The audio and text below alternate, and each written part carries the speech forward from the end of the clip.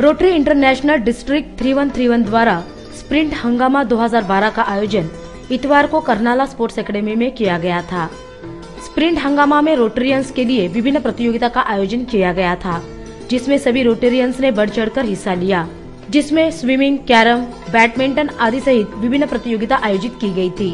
इस कार्यक्रम का समारोह विधायक विवेक पाटिल की उपस्थिति में संपन्न हुआ। इस अवसर पर प्रख्यात सर्जन डॉक्टर गिरीश गुणे, करनाला स्पोर्ट्स एकेडमी के सचिव मुकुंद म्हात्रे, संचालक सुभाष देशपांडे, रोटेरियन मंगेश हांडे, रोटेरियन राजन म्हात्रे आदि गणमान्यों सहित रोटेरियंस बड़ी संख्या में उपस्थित थे। इस अवसर पर विधायक विवेक पाटिल ने अपनी भावनाएं जाहिर की। ऑलिम्पिकच्या स्पर्धांमध्ये भारत मागे का छोटे छोटे देश पुढे का याचा 10 वर्षापूर्वी अभ्यास केला। जिथे जिथे ऑलिम्पिक झाले तिथे जाऊन आलो।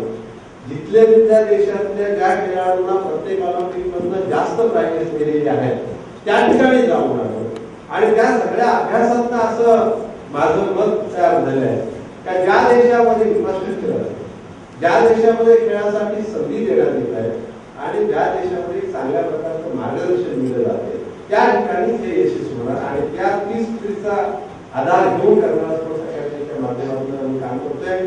मला तुम्हाला सांगायला अतिशय आनंद वाटतो की 2016च्या ऑलिम्पिकमध्ये आपल्या अकॅडमीचे खेळाडू 2 खेळामध्ये विशेष करून शूटिंग मधनं आणि तायक्वांडो मधनं निश्चितपणे ऑलिम्पिकपर्यंत पोहोचतील आणि एक तरी गोल्ड मेडल किंवा एक तरी मेडल आणल्याशिवाय राहणार नाही।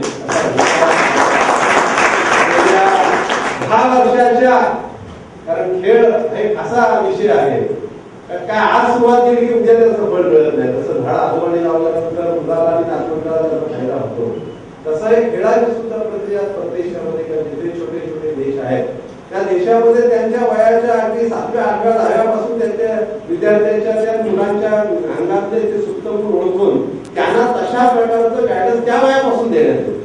आपल्याकडे काय होतं, एखादा खेळाडू स्वतःच्या जीवावर तो आपला एवढी काय करता येईल त्याच्या फॅमिलीच्या मित्रांच्या मदतीनं आणि त्याच्या अंगामध्ये जे काही एक्स्ट्रा ऑर्डिनरी गुण असतात त्याच्या आधारावर तो नाव कमावतो आणि त्याने नाव कमावल्यावर सरकार आणि समाजाने आपलं सगळं दाखवतं। त्याचं उत्तम उदाहरण संतोष पाटील स्वतःच्या ह्याच्यावर अमेरिकेला जात असताना अमेरिकेला जाण्यासाठी त्याच्याजवळ पैसे नव्हते, अक्षरशः कर्ज काढून त्यांनी कसे तरी पैसे गोळा करून शेवटच्या क्षणापर्यंत म्हणजे अगदी विमानात बसेपर्यंत जाईल का नाही, जाता येईल का नाही, जाता येईल का नाही अशा प्रकारची त्याची परिस्थिती होती।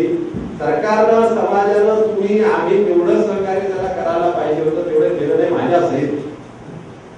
मी असं सांगितलं का मी सगळं केलं, प्रयत्न जरूर केला गव्हर्नमेंटकडे मी मंत्रालयात 2-3 लाख घेऊन गेलो आपल्या विभागातल्या इंडस्ट्रीमधून बघून पण जे यश यायला पाहिजे त्यावेळेस मला देखील आले, पण तो जिद्दी असल्यामुळे त्या ठिकाणी गेला आणि जागतिक रेकॉर्ड काही बोलला हे सगळं।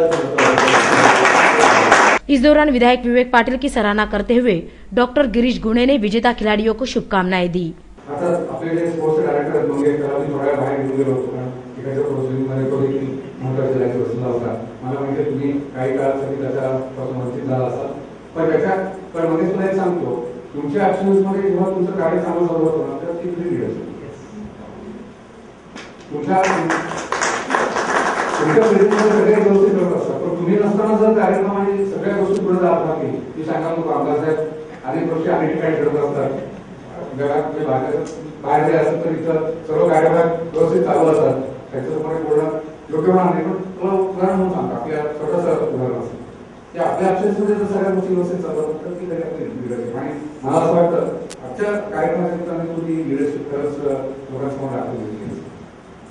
आता ग्रामपंचायतीची सगळ्यांची पण डिस्ट्रिक्टची टीम, झोनची टीम आणि सगळे हॉस्पिटल प्रेसिडेंट मला वाटतं ते सगळे इन्स्ट्रक्टर त्यांना राजेंद्र पण भरपूर मेहनत घेतली असणार आणि सुनील पण भरपूर मेहनत घेतली असणार, तेव्हा सगळ्यांचं पुन्हा एकदा अभिनंदन करतो। वहीं इस दौरान उपस्थित गणमान्यों के हाथों विजेताओं को सम्मानित किया गया।